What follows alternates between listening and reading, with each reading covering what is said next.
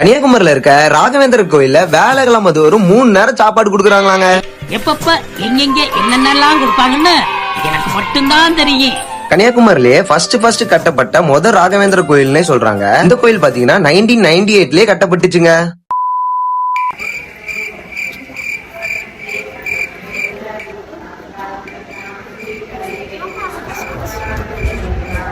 ராகவேந்திர கோயிலுக்கு வந்திருக்கோம்.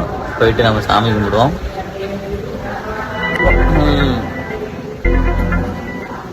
அதுக்கப்புறம் கோயில சுத்தி நல்லா சாமி கும்பிட்டுட்டு அன்னதானத்துக்கு போயிட்டோங்க. அவங்க சொன்ன மாதிரியே கோயில்ல 3 நேரமும் சாப்பாடு கொடுக்குறாங்க. நாங்க போன நேரத்துக்கு புளியோதரை, தயிர் சாதம், அப்புறம் கேசரி, பொங்கல், அப்பளம், பூரின்ட்டு எல்லாமே வச்சிருந்தாங்க. நானும் அங்க நல்லா சாப்பிட்டுட்டு வந்துட்டேங்க. சாப்பாடுமே ரொம்பவே நல்லா இருந்துச்சு. இந்த கன்னியாகுமரியில இருக்க ராகவேந்திரா கோயிலுக்கு யாரெல்லாம் போயிருக்கீங்கன்னு மறக்காம கமெண்ட்ல சொல்லுங்க.